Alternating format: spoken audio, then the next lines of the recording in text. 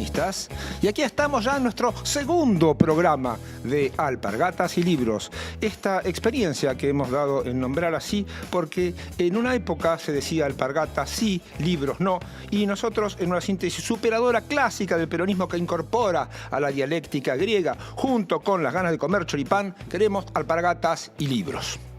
Alpargatas y Libros es una propuesta que compartimos acá con Julián Fava, que está a mi izquierda, a la derecha de su pantalla, señora, y que es filósofo. Y a veces también es filoso, así que hay que tener cuidado con un filósofo filoso, sobre todo si es peronista.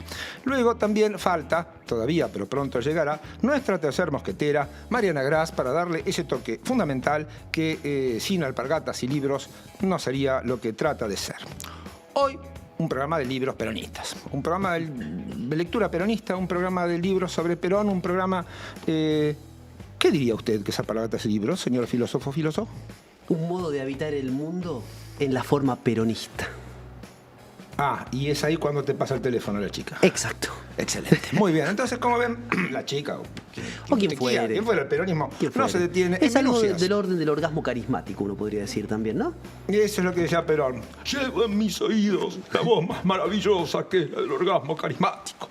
Pero vamos a tratar de dejar de ser tan serios y presentar hoy aquí los editoriales de Perón en Mundo Peronista. Mundo Peronista fue una publicación que salió desde 1952 hasta 1955. Ya se darán cuenta por qué no salió después.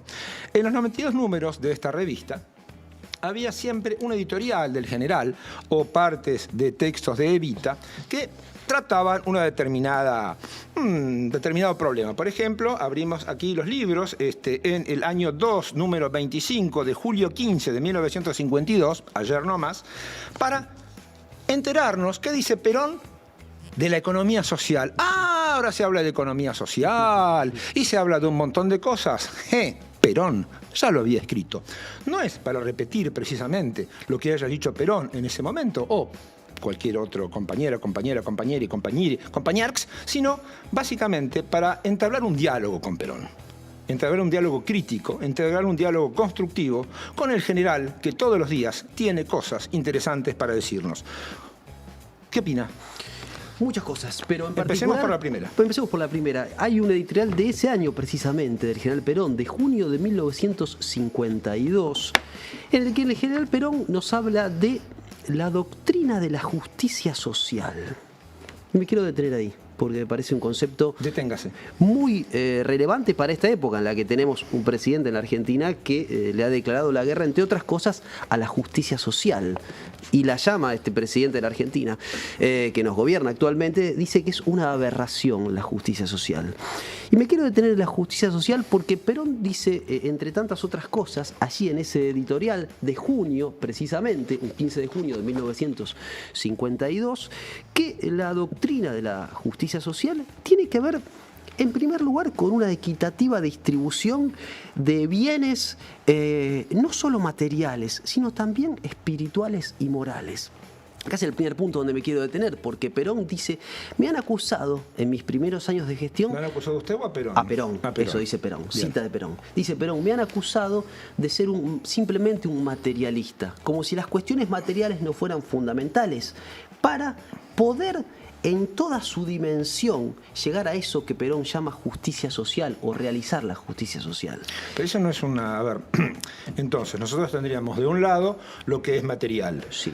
Y del otro lado, casi tan importante o igual de importante sería lo simbólico, lo moral. Es decir, uno no puede realizar la justicia en la sociedad si tampoco realiza la justicia moral. Sería de algún modo la justicia simbólica. La justicia espiritual, uno podría decir, la justicia moral, como bien dice querido compañero Eric.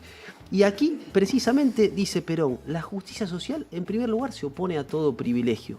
Y como alguien que está sentado aquí a mi lado, me dijo en una conversación que tuvimos hace un tiempo, Perón era un aristotélico. Sí, yo defiendo la línea. ¿No? De ustedes Aristóteles es de Perón. Aristóteles es de Perón, así es, ¿no? Bueno, Aristóteles nos hablaba precisamente de la justicia como... Escuchen esto, y escuchen esto, querido amigo. La justicia como la suma de las virtudes sociales. ¿No? Tremendo. La justicia como aquello que apunta hacia la realización del bien común. ¿Y cuál es una de las realizaciones fundamentales del peronismo? Eso. O la búsqueda. El bien común, o la felicidad del pueblo y la grandeza de la patria. La felicidad del pueblo. Y ustedes me dirán, ¿qué tiene que ver la felicidad con la justicia social? Sin justicia social no puede haber felicidad. Entonces estaríamos frente a una pirámide, ya no de Kelsen ni de Keops, sino una pirámide peronista en la cual arriba de todo está el bien común, ¿no? Después viene la cuestión de la justicia tanto material como espiritual, y después vendrían justa, libre y soberana. Esa sería nuestra pirámide conceptual, para decirlo así, al final de un asado, como quien no quiere la cosa. Qué lindo final de asado. Sí, si terminamos así. Sí, por supuesto. Y ahí hay algo más también en esa maravillosa pirámide peronista, que tiene que ver con la realización de la justicia vinculada a la libertad. No, ¿es justo lo que es libre? ¿Pero lo que es libre puede ser justo? Qué buena pregunta, querido Eric. Ahí habría que entender la libertad como el propio Perón señala en más de uno de los editoriales. Aquí en esta edición de los editoriales de Mundo Peronista, aprobada por Eric Calcaño, están esos editoriales en donde Perón vincula precisamente el concepto de libertad de un modo casi contemporáneo. Pareciera ser que está dialogando con los libertarios, porque en algún momento dice, la libertad no es libertinaje ni libertarismo. Libertarismo. Usa esa palabra, Perón. Usa esa palabra. General, ya te tenía bien caladito, muchacho. Y claro, entonces dice Perón, para resumirlo, porque es bastante complejo este vínculo entre justicia y libertad. ¿Qué es la libertad? Uno podría decir, tiene que ver con una relación, tiene que ver con una relación social. Y la libertad en este sentido tiene que ver, si me permiten, con algo que consiste en cumplir la ley que todos nos hemos dado. Pero eso es totalmente rusoniano. Absolutamente. Eso es Rousseau comiéndose una bondiola con Jimmy en un rincón diciendo... ¿Qué decía el amigo? Lo que trataba de decir es que la libertad es el respeto a la ley que uno mismo se ha fijado. Absolutamente. ¿Por qué? Porque en todos, así como comienza el contrato social del querido amigo Juan Jacobo Rousseau, el hombre nace libre y por todas partes se encuentra encadenado. Tenemos que revertir esa situación. ¿Cuál es la Argentina que encuentra Perón cuando llega a la presidencia? Una Argentina encadenada. Una Argentina que hay que liberar, pero no liberar desde el punto de vista como quieren ahora los que se autodenominan o se autoperciben liberales, que por otro lado poco tienen de liberales. Totalmente. ¿No? Una Argentina, precisamente, donde se realizara la justicia entendida como una construcción común, entendida como una ley que la propia comunidad se va dando. Y ahí en un capítulo... Entonces la pirámide se llamaría la comunidad organizada. Así es. Así es. Y justamente sobre eso, si hablamos de Jean-Jacques Rousseau, Juan Jacobo Rousseau, JJ Rousseau, el Yaya Rousseau, digamos, para decir las cosas como son, la libertad es una libertad creadora la que propone Rousseau a la sociedad civil, que es la posibilidad de hacer las cosas, de realizarse. En cambio, que es la libertad positiva. En cambio, la libertad negativa, corríjame, o usted, Julián Fava, filósofo, la libertad que proponen los libertarios es al contrario, que nadie me diga nada. Ay, me puedo morir de hambre. Ay, mira cómo me muero de hambre. Ah, pero soy libre, ja. Es una libertad que desemboca en la muerte, Nico. Una libertad. ¿Y cuál es el modo para desembocar en la muerte? La violencia. Desde luego. ¿Y a qué estamos asistiendo hoy en la Argentina y en el mundo? Precisamente, en lugar de la pirámide peronista, al ejercicio de la violencia generalizada. De una violencia que no admite mediaciones, de esas organizaciones libres del pueblo. Llamemos clubes, llamemos sindicatos, llamemos sociedades de fomento, se decía antes, pero uno puede decir militancias en todas sus formas, ¿no? Formas de realización del propio individuo en donde se reconoce que no está solo, que hay alguien que piensa, que siente más o menos como él, en donde su consumo, su ocio, su esparcimiento, su amor, su desamor va a estar contenido de algún modo. No es la sociedad librada a la propia lógica en donde no hay mediación más que el resumen de la tarjeta de crédito que te llega a través del aparatito celular, ¿no? Una sociedad que te va agobiando con sus imperativos, con deudas, etcétera, etcétera, ¿no? Con deudas, y hablábamos recién de violencia y muerte, con violencia a través de lo que hablábamos fuera de cámara, que era la no regulación de la sociedad, sino por medio de la violencia. Así es. ¿No? Por ejemplo, intentaron liquidar a Trump, pero no hay que liquidarlo, hay que ganar la discusión a Trump. Eso es la política. Claro. Eso también es lo que quiere decir Perón: entre el tiempo y la sangre elijo el tiempo, elijo el argumento político, elijo el logos. Y es lo que nos dice, por ejemplo, en febrero del 53, política peronista: cada argentino cumpla su deber social. Hay un deber social, pero al mismo tiempo es un deber que es un goce, para tomar un concepto que Santoro y usted practica mucho, que es el goce del deber libremente asumido. Claro. Y ahí nos podemos ir por la rama del existencialismo peronista. Yo soy libre porque yo tomo mi destino en las manos. Así es. Porque Y el destino de mi comunidad, y el destino de los demás, y el Así destino de todos. Así es. Y Vamos, en ese Argentina. sentido, Perón dice algo fantástico. También casi rusonianamente, ¿no? Que consiste en primero vivir, después filosofar. Primum vivere. Primero tomar el destino, como diría él. Primum vivere, que no significa mi primo vivo, sino, ¿qué significa? Primero ejercer virtudes cívicas. Primero ejercer las virtudes que tienen que ver con la comunidad. La virtud el concepto de virtud es aristotélico. La virtud se ejercita. Aristóteles ponía el ejemplo de tocar la cítara, que antiguo. Uno podría poner el ejemplo de tocar la guitarra o de hacer ejercicio a la mañana y va ejercitando los músculos, algo que yo no he hecho en mi vida. Mucho mejor, ¿no? Todavía tocar la guitarra haciendo ejercicio. Exacto, Ese mucho es mejor. Doblemente peronista. Doblemente peronista. Así Ya es, saben, ¿no? radio escuchas. Bueno, ejercitar esa virtud cívica y luego filosofar. Luego llegará el momento de la reflexión, que es concomitante, desde luego. Pero Perón una y otra vez dice, a propósito de la libertad, a propósito de la justicia, a propósito de la economía, lo que nombró usted recién, querido Eric, Dígame. ni el Estado allí llevando adelante esas tareas, disolviendo al individuo, ni el individuo librado a su propia lógica. Una mediación allí. Esa mediación, insisto, son formas de organización de la comunidad. Se ha llamado comunidad organizada. Y esa forma de ejercicio es una forma de ejercicio comunitaria y es una forma de ejercicio del propio individuo, que solo se realiza en una comunidad organizada, ¿no? Obviamente. Año 2, número 41, Buenos Aires, mayo 1 de 1953, coche a la vista. Política peronista, los intereses individuales y los intereses colectivos. Es decir, no puede haber una sociedad sin individuos, pero tampoco puede haber individuos sin una sociedad. De ahí la engañifa mileísta o pseudo-libertaria de creer que la propiedad puede existir sin una sociedad que la funde, le dé derechos y la proteja.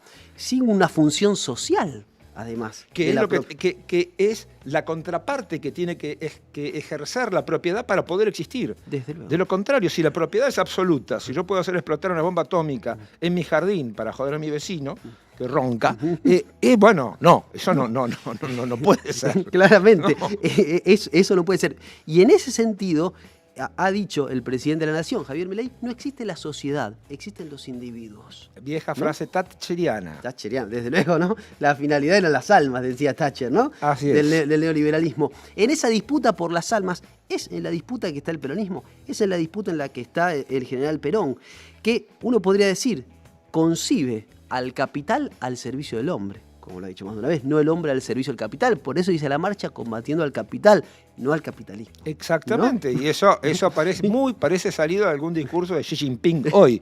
Digo, yo creo que hablar con Perón de nuevo, se puede conseguir por internet, como todo lo demás, los itinerarios de Perón en Mundo Peronista, prólogo de Eric Calcaño, escudito justicialista, tiene la gracia también de poner un poco, de recordar lo que era nuestra infografía. Este es un steaming, y este steaming tiene por característica ser un modo de comunicación, parece bastante moderno. Yo soy del siglo pasado y si me preguntan, hasta el 18 no paro. Pero las postales estadísticas, la comunicación, cuánto ganaba un obrero, en qué país, cuánto era necesario para un obrero brasileño, chileno, boliviano, tener la cantidad de bienes que tenía un obrero argentino, no para decir, ay, que son mejores que ellos, sino para mostrar lo que se hacía. La nueva Argentina por los cielos del mundo. Los vuelos mensuales, ahora que nos quieren destruir otra vez la línea de bandera. No, el peronismo, tu partido de bandera, joven argentino, joven argentina, la nueva Argentina por los cielos del mundo. Y entonces ahí ve cómo lo nuevo tecnológicamente, lo más avanzado está puesto al servicio de una causa, pero bueno, no quiero adelantarme a próximas Nos meteremos reflexiones. seguramente con el peronismo como gran utopía tecnológica, ¿no? No solo la propiedad tiene una función social, también lo tiene la tecnología, el desarrollo científico-tecnológico puesto al servicio del ser humano. Y me detuve o me quedé con la cuestión económica, que fue quizás la primera que hemos mencionado, que usted mencionó, querido Eric, y que volvía a aparecer aquí. Y Perón, en febrero del 53, nos señala, nos dice que nadie tiene derecho absoluto sobre la riqueza. Nadie tiene derecho absoluto sobre la riqueza. Es decir, ni el individuo, ni el Estado, ni el individuo aislado, ni el Estado como una totalidad, tienen derecho absoluto sobre la riqueza, porque la riqueza es una producción de la sociedad. E insisto, la riqueza tiene un rol social. Uno podría pensar la propiedad tiene un rol social. Y pensemos la salud, pensemos la educación, pensemos en algunas cuestiones como la cultura o el acceso a la cultura. Son propiedades sociales, no son patrimonios de un individuo. El fútbol. El fútbol, desde luego. El fútbol. Esa brillante conferencia de Bielsa donde dice el fútbol es parte de ese disfrute, esa alegría. Desde luego. Volviendo a lo que usted decía, filósofo, que ¿cómo era? La propiedad es una cuestión de la sociedad. ¿Cómo? La propiedad es o tiene una función social. Sí, pero antes. Stop rewind, stop play. Sí, tiene un rol social, tiene una función social. Porque eso de que la propiedad en realidad no le pertenece a nadie, sino a la sociedad misma, es sacado de John Stuart Mill, el más clásico de los clásicos pensadores británicos, imaginados, sabidos y por haber en el mundo mundial. Del utilitarismo. ¿No? John Stuart Mill, que justamente dice, hay una sola manera de producir bien las cosas. Estamos en una etapa prepositivista, la incorporación de la tecnología, la revolución industrial, las fábricas, todo. Pero nada se ha dicho, decía Stuart Mill, no estamos citando a Marx, que era un preperonista, no, sino que a Stuart Mill, que también era preperonista, la manera de distribuir la decide la sociedad. Hay una sola manera de producir bien este libro, porque hay que encuadernarlo, pegarlo, listo, acá está el librito, bien.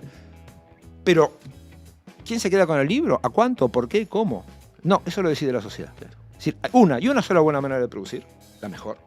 Ahora, ¿qué hacer con el fruto de esa producción? Claro. Es decir, con el valor, con la riqueza creada, eso lo decide la sociedad. Y si lo decide la sociedad, por lo tanto, es político. Y si es político, es peronista. No en esta caja negra donde nos quieren meter la oligarquía, donde siempre intentó ponernos la oligarquía de Bernardino Rivadavia en adelante, de algo que pasa, que sucede, y entonces de repente hay unos inputs que no tienen con los puts, pero que tienen que ver con que hay variables históricas o fórmulas matemáticas o teoremas de Arrow o equilibrios generales que tienen que hacer que, por ejemplo, ahora Sturzenegger quiere privatizar a la Argentina mediante inteligencia artificial. Cuando en realidad solo es artificial y no es muy inteligente ese muchacho. Por eso mismo, poner en discusión, el pensamiento de Perón permite poner en discusión y llamar a otros pensadores, a convocar en el contexto actual que vivimos, en la necesaria reflexión sin la cual no vamos a salir adelante. En esa época, en la época en la que Perón estaba escribiendo los editoriales del Mundo Peronista, un filósofo alemán se preguntaba ¿para qué poetas? ¿No? ¿Y a qué se llama pensamiento? Era Heidegger, precisamente, ¿no? Y se preguntaba por cuál era la función de eso que está más allá de lo estrictamente utilitario. ¿Cuál era? Si tenía alguna función la cultura y si podíamos llamarle a las operaciones que realiza el ser humano pensamiento. En ese sentido, Perón está de algún modo en una avanzada absoluta respecto de colocar y rehabilitar la palabra y ponerle rostro a la palabra. ¿Qué quiero decir con esto? En la era de la sociedad, en la era de la invisibilización de la pobreza, en la era de invisibilización de todos aquellos dispositivos que nos van quitando nuestra vitalidad. Yo hablaba antes de los bancos, del aparato financiero, ¿no? En donde uno tiene que pagar y empezar a pagar y quieren que paguemos por la salud, quieren que paguemos por la educación, quieren que paguemos por el ocio, quieren que paguemos por el fútbol, etc. En esa sociedad de la invisibilización, Perón está diciendo que hay que volver a la comunidad. Porque la sociedad nos lleva a la disolución de los lazos, nos lleva a la competencia. Volver a la comunidad organizada es volver a encontrarse con el rostro del otro, de la otra. Es volver a construir un horizonte. En ese sentido, es del orden... con eso termino, no de la inteligencia artificial, sino del pensamiento concreto. Y de la inteligencia popular, y del sentir popular. Pero por eso mismo queremos también aclarar que por utilitarismo no nos referimos a cosas que son útiles, por ejemplo el papel higiénico en el baño, que es muy útil. Pero por utilitarismo es pensar que todo tiene que tener una utilización máxima y que no importa lo que haga. No importa lo que haga con qué. Los cuerpos, si hay que vender órganos, vendamos órganos, porque lo importante es hacer plata. Si hay que vender personas, bueno, vendamos personas, porque lo importante es hacer plata. Si hay que traficar drogas, hacer guerras, matar gente, listo. Acá todo se mide por la cuestión del dinero. Cuando Perón lo medía por la cuestión de la palabra con una mezcla de sentimiento y con una mezcla de inteligencia. Porque aquel que toca la guitarra haciendo ejercicio de la mañana, como bien lo hemos recomendado en este programa, no deja de pensar. Desde luego, no. Como aquel que piensa, no deja de hacer ejercicio. Y retomando una frase de un pensador alemán, un filósofo alemán anterior a Heidegger, que decía que no se trataba de pensar el mundo, sino de transformarlo, de algún modo, pensar el mundo también es transformarlo. Y si no, nos largamos cada cual a los gritos sin escuchar el propio canto. ¿Qué sería eso? No, así es. Y usted mencionaba, Eric, la cuestión, mencionó la palabra logos, sí, la palabra logos de los griegos. Estamos todos logos. ¿No? Estamos todos logos. Logo de atar, decía alguien, ¿no? Sí, y el logos es palabra con sentido, es discurso, es relato. No somos muchos, no somos pocos, pero estamos todos logos. Es narración, ¿no? Y ahí Perón recupera una narrativa histórica, una inserción del individuo en su comunidad, de la comunidad del continente, ¿no? Y a su vez a nivel planetario. En esta suerte de, uno podría decir, creacionismo peronista, sí. Uno podría decir, en esta suerte de peronismo que apunta a transformar el mundo, ¿no? Quizás el mundo se vuelva peronista en algún momento, ¿no? El mundo tiende al peronismo, pero uno lo sabe. Por eso tenemos que ir predicando, por eso hay un hacedor y 100 predicadores, por eso mejor que decir es hacer, pero también la cuestión de la palabra peronista, de la importancia del sentimiento, es tanto más observable como los golpes de Estado, lo que han hecho, además de matar compañeros y compañeras, la última, al menos 30.000, es prohibir las palabras del peronismo. Hoy, en el INTI no se puede hablar de agroecología, no se puede hablar de cambio climático, como si en una cuestión orwelliana, es decir, como en una distopía, como una distopía terrible, con una película de terror que va a terminar mal y que además es mala. No, si no hablamos de cambio climático, el cambio climático no existe. ¿No? Que los nenes cuando hacen así, nadie me ve, es parte de la inocencia que tienen. Sí. Pero no se es inocente como un niño a los 50, a los 60 años. No. Ya esa misma costumbre es adolecer de las capacidades, no es infantilismo, no es infancia, y en todo caso es violencia. Es violencia, desde luego, porque al mismo tiempo que se recorta la palabra, se exhibe la desigualdad de un modo absolutamente atroz, ¿no? Se exhibe la desigualdad y se exhibe precisamente todo eso a lo que uno no puede acceder, pero que pueden acceder algunos pocos, los que hicieron bien las cosas. Los que supuestamente hicieron bien las cosas. Digo, eso nos dicen, ¿no? Supuestamente. Y ahí quiero recuperar a la compañera Evita, ¿no? Que uno podría pensar, desde su fundación, proponía una suerte de redistribución destinal, ¿no? ¿Redistribución destinal? ¿Lo sí, qué? Redistribución destinal. Volver a curar las faltas constitutivas de cada pibe, de cada piba en Argentina, ¿no? Cuando la Fundación Eva Perón intervenía, como un folleto de la Fundación Eva Perón lo dijo en su momento, ¿no? Que nuestros hijos no tengan nada que envidiarle a los hijos de la oligarquía. Exactamente. Curar la envidia de raíz, por eso la violencia. Por eso la República de los Niños. Por eso la República de los Niños. La ciudad infantil. Euro Disney, no Disney, que es un castillo, monárquicos. No, es la República, el estomezón de los griegos. Donde nuestros niños, nuestras niñas, los hijos más pobres, decía Evita, no van a tener nada que envidiarle a los hijos de la oligarquía. Y ahí precisamente, en esa ciudad infantil, aprendían a qué cosa, a hacer trámites bancarios, tenían su libreta de ahorro, tenían ropa de Gatti Chávez, tenían sus casitas. Tenían su gobierno. Bueno, efectivamente ahí no había una vidriera para mirar eso ¿dónde están esos que tributan diferente y se van a vivir al Uruguay? ¿Vio? No, esos multimillonarios. Eso, no había ese modelo. Recuperaremos ¿no? la banda oriental en algún momento, pero había otro modelo de realización aquí. Por supuesto. Pero el tiempo es tirano, así es la radio, la televisión, el streaming, la internet, los chasquis, no sé, lo que usted quiera. Así que tenemos 5 minutos para redondear este momento, para dejar un mensaje muy claro, que es que sigan este streaming, lo tienen que decir ya, ahora, síganos, síganlo, afíliese a Eva TV, nuestra comunidad, ingrese a nuestra página, incluso puede hacer un aporte y participar en sensacionales sorteos, como por ejemplo este libro, y si la crisis está pegando fuerte, haga un aportecito de vez en cuando, que mal no hace. Entonces, entre a esta comunidad organizada. Fin, parece que... Hasta acá llegamos. Filósofo, chau. Chau. Próxima semana aquí, misma hora, mismo canal.